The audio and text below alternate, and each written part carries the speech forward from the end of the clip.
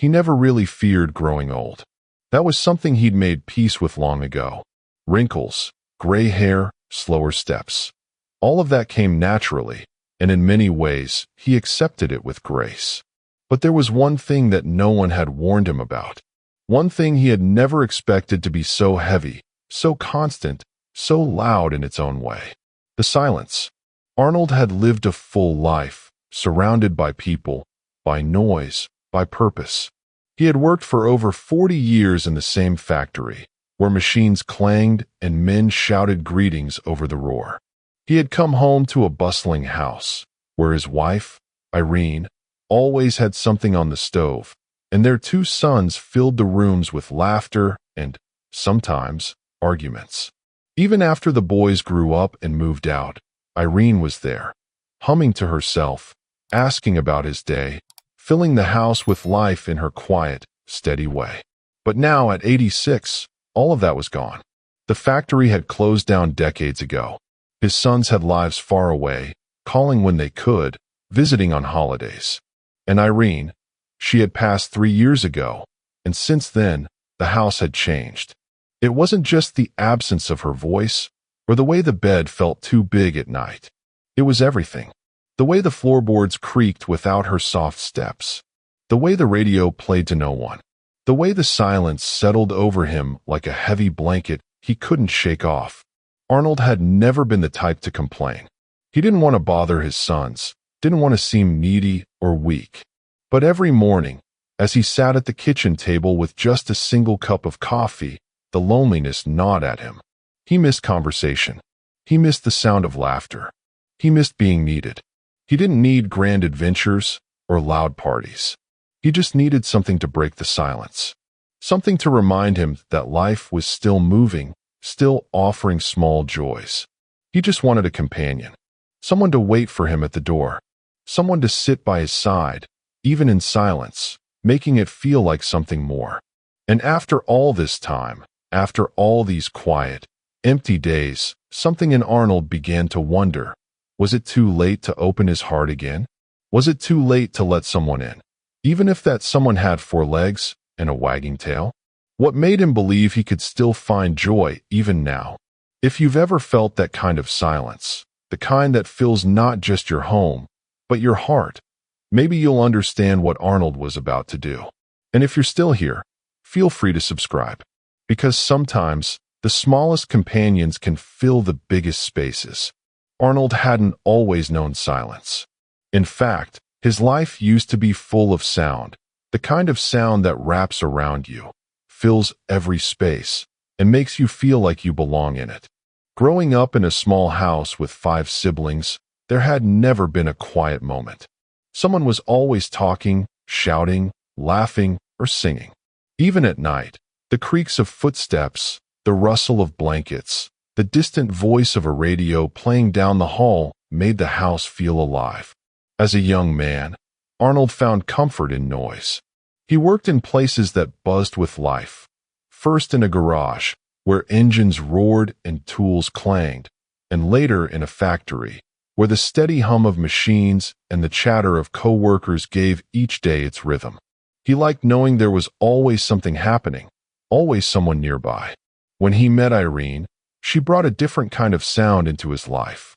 Her voice was softer, but full of warmth. She laughed easily, sang as she cooked, and spoke with a calm certainty that made Arnold feel grounded. They married young, moved into a modest house on a quiet street, and before long, the house echoed with new sounds. The cries and giggles of 2 sons, the clatter of toys, the steady hum of life in motion. Arnold loved coming home from work, tired but happy, opening the door to the chaos of family. Irene would be in the kitchen, stirring a pot or wiping flour from her hands, and the boys would race to him, their voices tumbling over each other as they told him about their day. Even the nights, when the house settled, had their own music, the ticking of the old clock in the hallway, the wind rattling the windows, Irene's breathing beside him as they drifted off to sleep. But nothing lasts forever. The boys grew, as boys do, and the house became quieter. First, it was the silence of empty bedrooms. then the silence of meals with just 2 chairs filled. Arnold still had Irene, and for a while, that was enough. They filled the quiet together, morning walks, evening talks, visits from the children, and later, grandchildren. The silence was softer then, not lonely, just peaceful. Until it wasn't. When Irene passed, the quiet became something else entirely. Not peaceful, but hollow. Not soft, but heavy. The house that had once been filled with sound now seemed to echo with what was missing. Arnold tried to fill it. He turned on the radio, the television, even read aloud to himself sometimes. But none of it was the same. None of it felt alive. He missed being part of something living, something breathing, something that needed him. And though he had never had a pet before, he began to wonder, could a small, loyal creature bring back the sound of life he missed so deeply? It started as a small thought, almost too quiet to notice at first. One morning, while Arnold sat by the window with his usual cup of coffee, he saw his neighbor, Mrs. Ellison, walking down the street. She was about his age, maybe a few years younger, and beside her trotted a small golden dog, tail wagging, nose twitching with every new scent. Arnold had seen them before, but this time he really watched. Mrs. Ellison paused at the corner, spoke softly to the dog, and then laughed. Not the kind of laugh meant for anyone else, just one between the two of them, light and real. That laugh lingered in Arnold's mind longer than he expected. Over the next few days, he noticed things he hadn't before. At the park near his house, older men and women, alone but not lonely, walking with dogs. Some small and sprightly, others slow and steady, just like their owners. He saw them sitting on benches, tossing a ball, or simply standing still, enjoying the moment with a creature that looked at them with pure devotion. And each time, a little voice inside him whispered, maybe. Arnold had always liked dogs, but life had never made room for one. As a child, his parents said no. Too many mouths to feed. As an adult, the factory hours were long, the house full of kids, responsibilities, and noise. A dog had always seemed like something extra, something they couldn't manage. Irene had mentioned it once or twice, saying how nice it would be to have a dog when the boys were gone, but they never followed through. Life just kept moving. Now life wasn't moving much at all. One evening, as Arnold sat watching television, not really seeing it, he heard a soft bark outside. He looked through the window and saw Mrs. Ellison again, standing in her yard, tossing a small toy for her dog. She looked up, caught his eye, and waved. Without thinking, he opened the door. "Nice night," he called. She smiled. "It is. Toby loves this time of day." He stepped out onto the porch. "He looks happy." "Oh, he is. He keeps me company." Arnold nodded, the quiet stretching between them. "Must be nice." Mrs. Ellison tilted her head, as if reading something in his face. "Have you ever thought about getting a dog?" Arnold looked down at his hands, then back at her. "Lately, I have." That night, the thought of having a dog stayed with Arnold, more persistent than any passing idea he'd had in years. Lying in bed, staring into the darkness, he could almost imagine it. The soft padding of paws on the wooden floor, the quiet comfort of another living presence in the house. Maybe a small dog, gentle and calm, resting by his feet, waiting by the door when he came home from his short walks. It wasn't a loud or extravagant dream. It was simple, warm, real. But with that warmth came doubt. He was 86.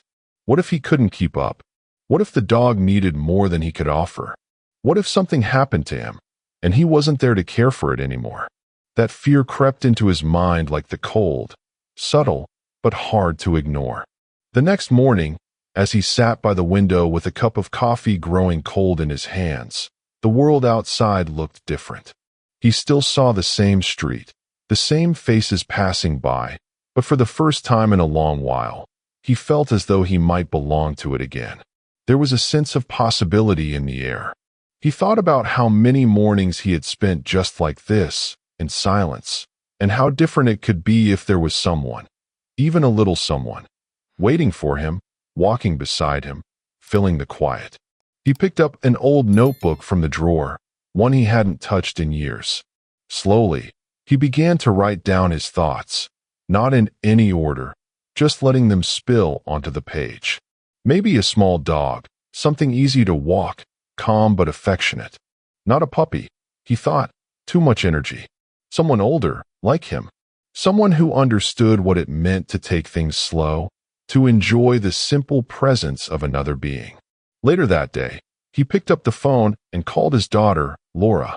He wasn't sure how she would react, whether she'd worry or dismiss the idea. But as the phone rang, he felt determined to at least speak the words out loud. "Laura," he began, after they exchanged their usual greetings, "I've been thinking about getting a dog." There was a pause on the other end of the line. Then her voice, softer, curious. "A dog?" "Yes," he said, steadying himself. "I think I need someone around. The house is too quiet." Another pause, but this time, there was something different in her voice, a warmth. "I think that's a beautiful idea, Dad." Arnold blinked, surprised by her ease. "You do?" "I do. And I want to help you find the right one." A weight lifted from his chest, one he hadn't realized he was carrying. The doubts were still there, lingering at the edges of his mind, but they didn't seem so heavy anymore. For the first time in a long time, he felt that familiar spark, hope. The shelter smelled of clean floors, fresh air, and something else, something warm and alive. As Arnold stepped inside, his heart beat faster than it had in weeks. Rows of kennels lined the walls, and from each one came soft barks, curious eyes, wagging tails. It was overwhelming at first. He hadn't been in a place like this before, hadn't felt this close to so much life in a long time. Laura walked beside him, her hand resting gently on his arm, guiding him, steadying him. They moved slowly, taking their time. Each dog seemed to have its own story, its own spark. Some jumped excitedly, others lay quietly, their eyes following every step. Arnold smiled at them, but none of them felt right. Not yet. He wasn't looking for energy or excitement. He was looking for something else. A connection, a quiet understanding. The shelter volunteer, a kind woman named Annie, noticed his thoughtful silence. "Take your time," she said softly. "There's no rush. Sometimes they find you." They continued walking, past playful puppies, past loud barks, until they reached a small kennel at the end of the row. Inside, curled up on a blanket, was a medium-sized dog with soft brown fur, streaked with gray around the muzzle. He wasn't barking, wasn't jumping, just watching. His eyes were gentle, deep, as if he'd seen many years, many days of waiting. Arnold stopped. "What's his name?" he asked. Annie knelt by the kennel. "This is Max. He's 8 years old. Came to us a few months ago. Calm, sweet, just looking for a quiet home." Arnold crouched slowly, his knees creaking as he lowered himself.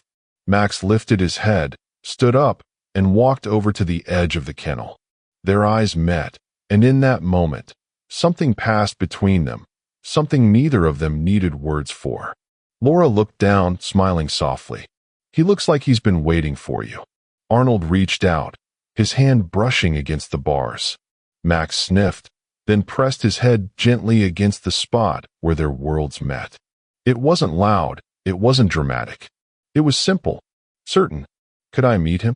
Arnold asked, his voice barely more than a whisper. Annie nodded. "Of course." They moved to a small room where Max was let out, free to approach at his own pace. But there was no hesitation.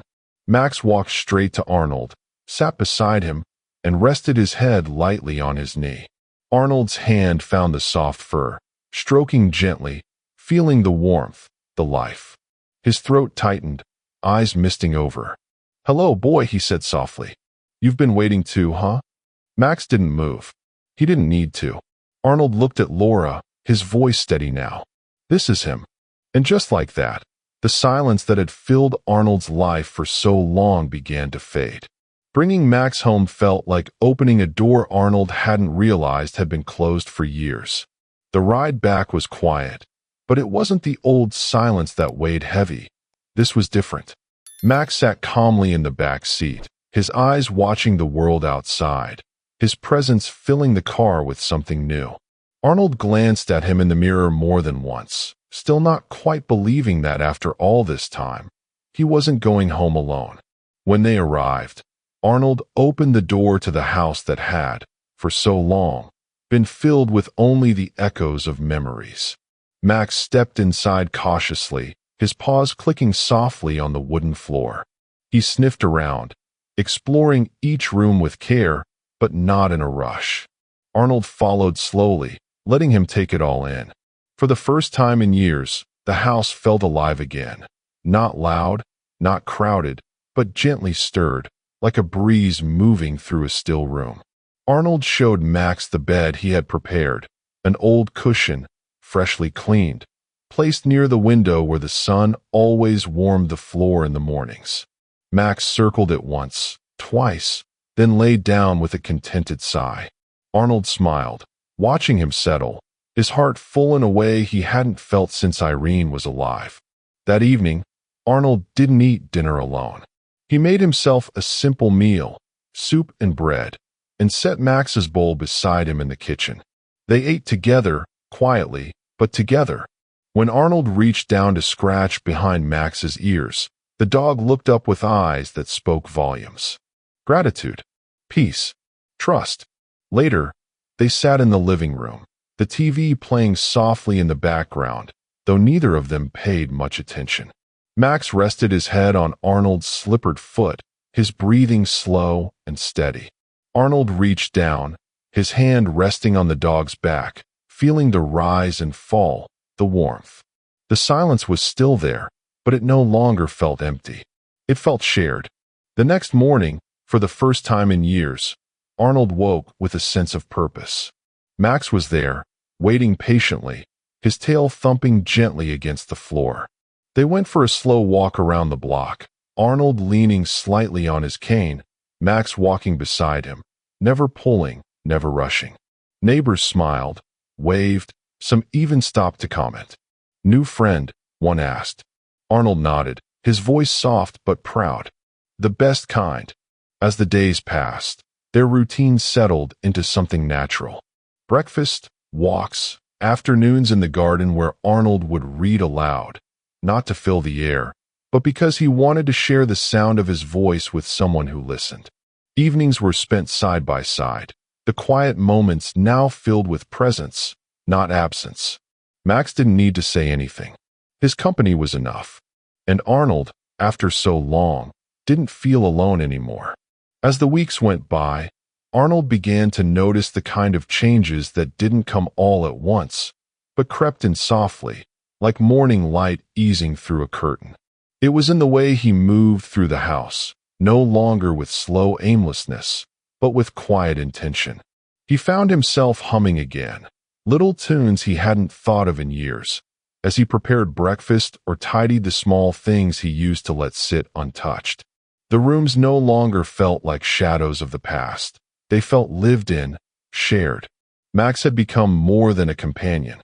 He was a reason to wake up, a reason to step outside, a reason to smile. Every morning, without fail, Arnold would find him waiting by the door, tail wagging, ready to start the day. Their walks had become a ritual, a kind of meditation. Arnold would take slow steps, sometimes pausing to catch his breath, and Max would match his pace perfectly, never hurrying, never pulling away. The neighbors started to notice too. People who had only offered polite nods before now stopped to chat, to ask about Max, to share a story or two. One afternoon, as they sat in the small garden behind the house, Arnold felt something he hadn't felt in a long time: peace.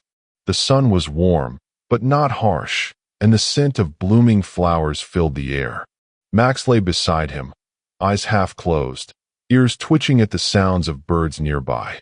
Arnold leaned back in his chair, a book resting on his lap, unread. He didn't need distraction anymore. The silence that had once pressed so heavily on him now felt light, even welcome, because he wasn't carrying it alone. He spoke to Max often, not expecting answers, but feeling heard all the same. He told him about Irene, about the boys when they were young, about the life he had lived and the things he still hoped to see. Max listened in his own way, eyes focused, body still, offering the kind of comfort that only comes from knowing you're no longer invisible. One evening, after their usual walk, Arnold stood by the window, watching the sky turn shades of orange and pink. Max sat beside him, his head leaning against Arnold's leg. The old man placed a hand gently on the dog's back, feeling the steady warmth there. "You saved me, you know," he whispered. Max looked up, as if he understood. Arnold smiled, a soft, full smile that came from deep within. The days no longer stretched out before him like empty roads. They were filled with moments, simple, beautiful, real. He had feared he would grow old alone, but now, with Max by his side, he knew he never truly would. Arnold didn't realize how much he had changed until others began to notice. It wasn't just in the way he carried himself, though that had shifted too. His shoulders were straighter, his steps more certain. It was something in his eyes, in the way he spoke, in the quiet joy that now seemed to linger in his presence. Laura came by one Saturday afternoon, as she often did, bringing him fresh groceries and staying for a cup of tea. She sat across from him at the kitchen table, watching him as he moved about, preparing the cups, offering her a slice of the lemon cake he'd bought from the bakery down the street. Max lay in his usual spot by the door, ears perked, tail thumping lazily against the floor. "You look good, Dad," she said, almost surprised. Arnold raised an eyebrow, smiling. "Good." She laughed softly. "Better than I've seen you in a while. Happier." He glanced down at Max, who looked up at the sound of his name. "I suppose I am," he said. "This one's made quite the difference." Laura nodded, her eyes warm. "I can see that." It wasn't just Laura who noticed. The neighbors who used to wave from afar now stopped by more often, offering small talk, sometimes bringing treats for Max. Even the postman lingered a bit longer, asking how they were doing, commenting on the weather. Arnold found himself part of the world again, no longer just watching from his window, but living within it. One morning, while walking Max through the park, he ran into an old friend he hadn't seen in years, George, a man he used to play cards with at the local community center. They stopped, exchanged stories, and for the first time in a long time, Arnold laughed. A full, rich laugh that came from a place that had been quiet for too long. "You've got a good companion there," George said, patting Max's head. "I do," Arnold replied. "Best decision I've made in years." As the days continued, Arnold began to cherish the routine he and Max had created. Mornings started with soft sunlight spilling through the windows, Max's gentle nudge against his hand reminding him it was time to get up. Breakfasts were no longer just for one, and walks became moments to breathe deeply, to see the beauty in the small things, the way the trees moved in the breeze, the scent of flowers blooming again, the sound of children laughing in the distance. At night, when the house grew quiet again, Arnold no longer feared it. He and Max would sit together, sometimes in silence, sometimes with Arnold telling stories about the past, about dreams he'd once had, about how strange and wonderful life could be. Max didn't need to understand every word. His presence was enough. Arnold thought often about how he had almost given up on finding joy again, how close he had come to accepting the silence as his only company. But now, as he looked around the house, no longer just his, but theirs, he felt something stronger than happiness. He felt whole. Arnold sat on the porch one evening, watching the sun dip below the horizon, painting the sky in soft hues of orange, pink, and gold. Max lay at his feet, head resting on his paws, eyes half closed, content in the fading warmth of the day. The breeze was light, carrying with it the familiar sense of blooming flowers and freshly cut grass, and for a long while, neither of them moved. They didn't need to. The stillness wasn't empty anymore. It was peaceful, shared.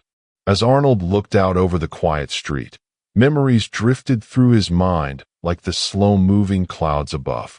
He thought of the years gone by, the people he had loved, the life he had built. There had been so much joy, so much noise, so many moments that filled his heart. And then, for a time, there had been silence, long, heavy, aching silence. He had feared that was how the rest of his life would be, just waiting for days to pass, for time to run its course. But Max had changed that. He reached down, his hand finding the soft fur on Max's back, and gave a gentle stroke. The dog stirred slightly, leaning into the touch, as if to say, "I'm here." Arnold smiled. "You know," he said softly, "I didn't think I'd feel this way again. I thought that part of me was gone." Max didn't respond, but his presence was answer enough. Arnold had come to realize something simple, something profound. Love didn't always look the way you expected. It didn't always arrive in the ways you planned or hoped. Sometimes it came quietly, in the form of a gentle companion with 4 legs and kind eyes, in the soft weight of another being who simply stayed. He wasn't afraid of the future anymore. He knew there would still be quiet days, still be moments of longing, of remembering. But he also knew that he wasn't alone. Max was more than just company. He was family, a constant presence in the rhythm of his days, a reminder that there was still life to be lived, still joy to be found, still love to be given and received. Arnold leaned back in his chair, letting the last light of the day wash over him, feeling the steady beat of his heart, the warmth of Max at his feet, and the deep, abiding peace that comes when you've opened your heart again, even when you thought it was too late. Arnold had once believed that certain chapters in life were closed forever, that after a certain age, after so much loss, so many quiet days, there were no more beginnings, only endings. But now, as he sat in the gentle calm of his home, with Max's steady breath beside him, he understood something that filled him with both peace and gratitude. It's never too late to begin again. He had feared the silence, feared the long days with no one to share them, feared that love had passed him by. But love had come back, in the form of a loyal companion who asked for nothing but presence, who gave without words, who reminded him every day that he still mattered. Arnold no longer worried about what tomorrow might bring. He had today, and today was enough. He had someone to walk beside him, someone to care for, someone who made the house feel like home again. And that, he realized, was all he had ever wanted. If you felt the weight of loneliness, if you've ever wondered whether it's too late to find something or someone to bring light back into your life, remember Arnold's story. Love doesn't care about age. It doesn't care about time. It finds us when we're ready to open our hearts, even just a little. Sometimes it comes in the quietest ways. Sometimes it has 4 legs and a wagging tail. And sometimes it's exactly what we need to feel whole again. If this story touched your heart, leave a comment and share what companionship means to you. Like this video if you believe in second chances, and subscribe to be part of a community that knows it's never too late to dream and never too late to love. Because even in the silence, something beautiful can begin.